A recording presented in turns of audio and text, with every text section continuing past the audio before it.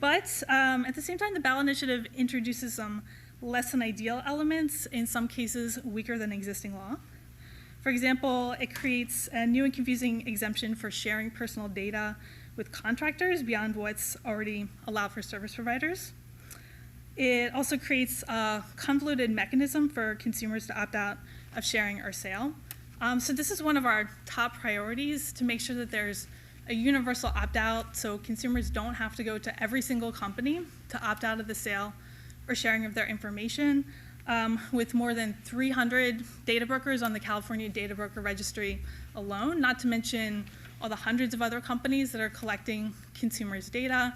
If they were going to opt out one by one, that's just completely unworkable, especially given that some companies have made consumers jump through hoops in order to opt out. One data broker that sells location data made me download a separate app to my phone just to opt out once. One consumer told me they couldn't even complete one opt-out because it was too much work. So making that simple for consumers is really important. The California Attorney General's rules are very clear in that they require companies to have a global do not sell signal. In contrast, the ballot initiative mandates that companies that do not want to put up a do not sell link must honor a global opt-out, but it's contradictory as to whether other companies would have to honor that. At least some reporters and law firms are interpreting that as optional.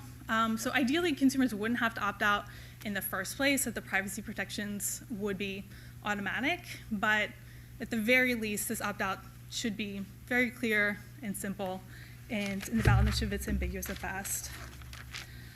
Second, the ballot initiative improperly allows service providers to combine data received from other companies. Service providers should be working for just one company at a time.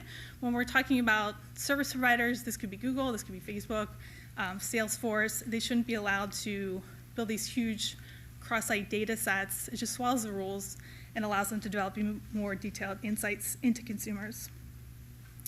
And finally, the ballot initiative misses a key opportunity to remove inappropriate language from the CCPA that could allow companies to charge consumers for exercising their privacy rights.